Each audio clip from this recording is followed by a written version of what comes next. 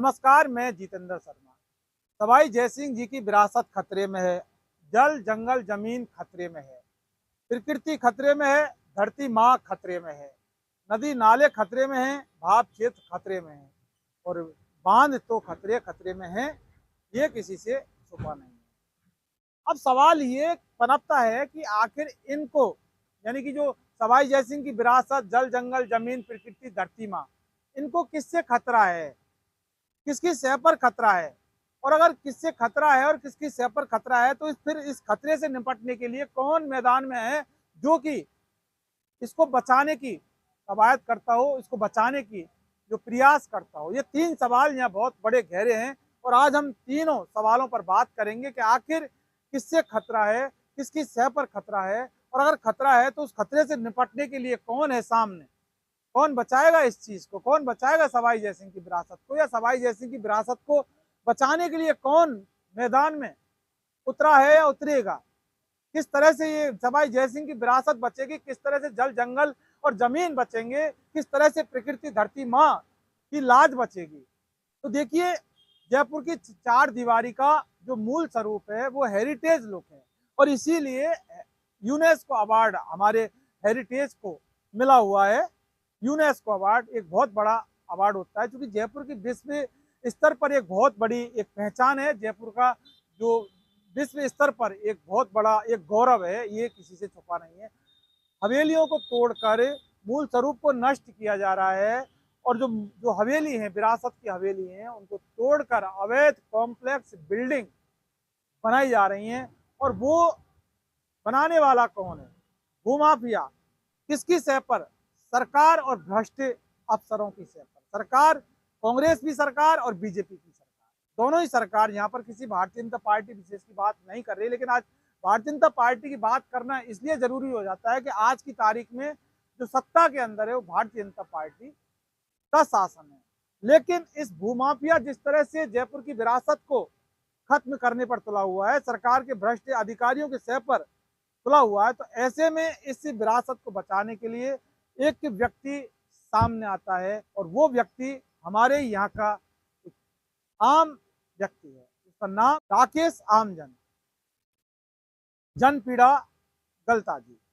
राकेश आमजन सवाई जयसिंह की विरासत को बचाने के लिए काफी दिनों से संघर्ष कर रहे हैं। काफी दिनों से उस कानून को, विरासत के कानून को, हेरिटेज के कानून को, इसके विधि को, विधान को, संविधान को पढ़ते हैं और उसके बाद विरोध करते हैं। एक तो विरोध होता है हो हल्ला करके और दूसरा विरोध होता है कानून की समझ और कानून को पढ़कर। तो कानूनी रूप से जब राकेश आमजन इनका विरोध करते हैं, भूमाफियाओं का विरोध करते हैं, सरकार सिस्टम के खिलाफ सवाल खड़े होते हैं, तो ऐसे में तकलीफ होना लाजमी है। लेकिन राकेश आमजन ने सोच लिया कि अब प्रकृति और ये जो जल जंगल जमीन और विरासत है, इससे बढ़कर कोई जीवन राकेश आमजन का नहीं है। उन्होंने पूरी तरह से ठान लिया कि किसी भी हालत में, किसी भी सूरत में, किसी भी स्तर पर जाकर इस सवाई जयसिंह की जो विरासत है, इसको जो खतरा मंडरा रहा है, इस विरासत को बचाना होगा। हालांकि सवाई जयसिंह की विरासत की जो मालकिन है वो उप मुख्यमंत्री दिया कुमारी हैं। ये आप जानते हैं, इस विरासत को बचाने का काम दिया कुमारी का है। दिया कुमारी उस विरासत को लुटते हुए अपनी आंखों से देख रही हैं, सिर्फ इसलिए कि वो सत्ता में है, वो सरकार में है, वो भारतीय जनता पार्टी में है और वो उप मुख्यमंत्री हैं। लेकिन हम ये कहते हैं कि इन सबसे पहले दिया कुमारी राजकुमारी हैं, वो सवाई जयसिंह की विरासत की मालकिन है। उनको बचाना चाहिए, लेकिन वो काम दिया कुमारी को करना चाहिए, लेकिन वो काम राकेश आमजन कर रहे हैं। बहुत बड़ा संघर्ष राकेश आमजन का देखा जा सकता है। तमाम भूमाफिया, तमाम जो पहाड़ और जल जंगल जमीन पर जो अपना कारोबार स्थापित करने की कोशिश करते हैं, जो उनको कब्जाने की कोशिश करते हैं, राकेश आमजन वहां उनके बीच में खड़ा हो जाते हैं। देखिए, जिन माफियाओं पे कार्रवाई करनी होती है उन पे कार्रवाई नहीं होती, क्योंकि उनसे माफिया रुपया आता है, जिससे भ्रष्ट राजनीति पनपती है, लोकतंत्र की हत्या होती है और भ्रष्ट अफसर पैदा होते हैं। और जिन गरीबों के झोंपड़े मेहनत से बनते हैं उनको सीज कर देते हैं। राम प्रसाद मीणा टकसाल पे मर गया, गिरधारी जी मंदिर हेरिटेज में 5 मंजिला बिल्डिंग बनाई, वो राम प्रसाद मर गया, इस तरह तमाम गरीब मर जाता है, न उसे कोई अच्छी मीडिया दिखाती है, न कोई अच्छे लोग उसका प्रचार करते हैं। जरा सोचिए आप, कितनी बड़ी छाती चाहिए, कितना बड़ा दिल और कितना बड़ा जिगरा होना चाहिए इन भूमाफियाओं के विरोध में। उस राकेश आमजन के अंदर होगा तब जाके राकेश आमजन करते हैं।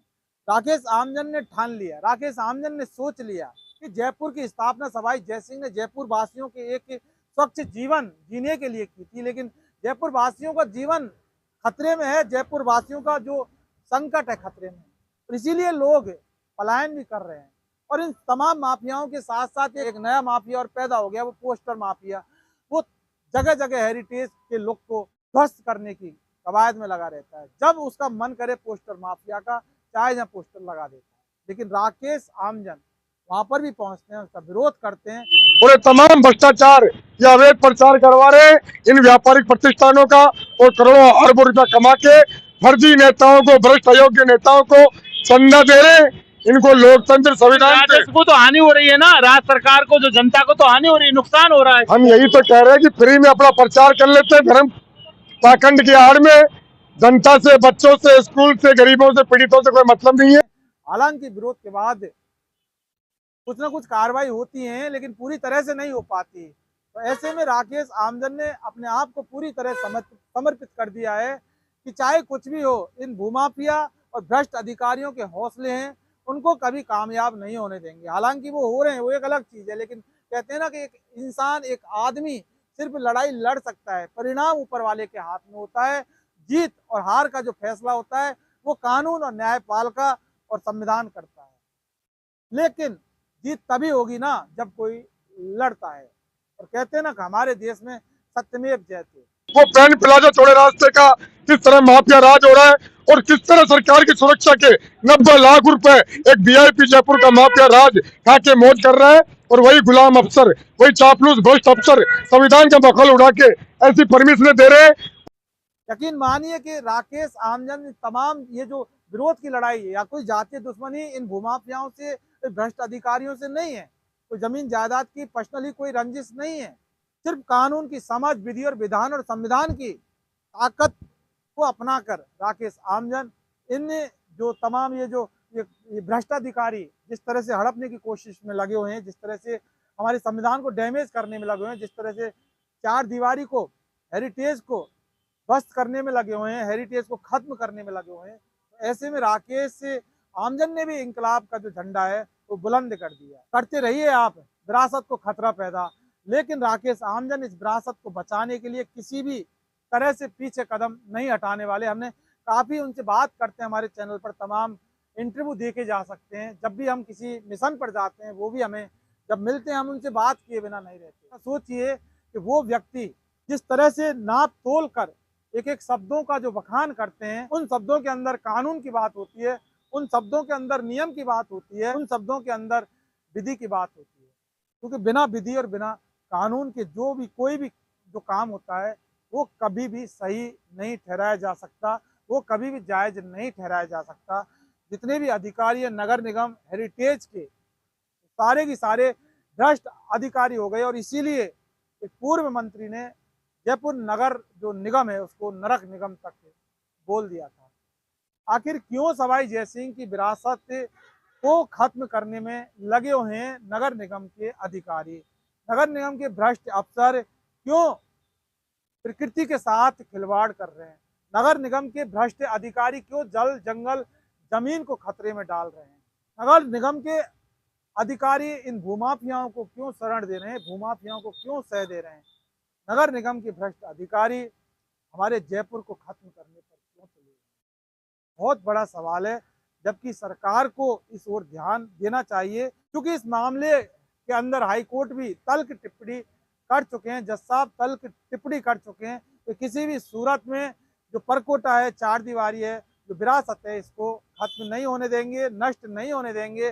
तमाम जितने भी अधिकारी इसमें लिप्त हैं उनके खिलाफ कार्रवाई बनती है और कार्रवाई करनी पड़ेगी। अब ऐसे में या तो सरकार समझकर उनके खिलाफ कार्रवाई करे, हाईकोर्ट के आदेशों की जो तमाम समय समय पर न्यायपालिका जो आदेश देती रही हैं उनकी पालना सुनिश्चित करवाए, वरना जज साहब तो अपने आदेशों की पालना करवाना अच्छी तरह से भी जानते हैं। उनका काम ही यही है, आदेश देना और आदेश की पालना करवाना। लेकिन कब, जब सरकार उनके आदेशों की पालना नहीं करवाती, तो ऐसे में राकेश आमजन के लिए एक बहुत बड़ा चैलेंज है। लेकिन राकेश आमजन के लिए एक जो सकारात्मक जो तथ्य ये होगा कि न्यायपालिका भी इस पूरे मामले पर अपनी निगाह गड़ाए हुए हैं और तमाम आदेश जो पर कोटे को बचाने के लिए समय समय पर देती रही हैं। तो ऐसे में राकेश आमजन का जो ये संघर्ष है कितना सफल हो पाएगा और ये कितना चल पाएगा, देखिए इसके बारे में हम तो कम से कम ज़्यादा कुछ नहीं कह सकते। लेकिन जो हमने देखा उसको बताना आप जनता को जरूरी बन जाता है, आप दर्शकों को जरूरी बन जाता है कि इस तरह का भी एक इंसान है जो राकेश आमजन के रूप में जाना जाता है। अवैध काम करने वाले तमाम ये भूमाफिया भ्रष्ट अफसरों से दिन रात लड़ते हैं, सुबह से शाम तक लड़ते हैं, सब कुछ छोड़ के लड़ते हैं, लेकिन लड़ते हैं पूरी ईमानदारी के साथ लड़ते हैं, पूरी तन्मयता के साथ लड़ते हैं, प्रकृति को बचाने के लिए लड़ते हैं, जल जंगल जमीन को बचाने के लिए लड़ते हैं, सवाई जयसिंह की विरासत को बचाने के लिए लड़ते हैं। क्या ये अकेला इंसान बचा पाएगा सवाई जयसिंह की विरासत को? ये एक बहुत बड़ा सवाल है और गंभीर सवाल है। सवाल का जवाब आपके पास है, आप जनता के पास है, आप दर्शकों के पास है। नमस्कार।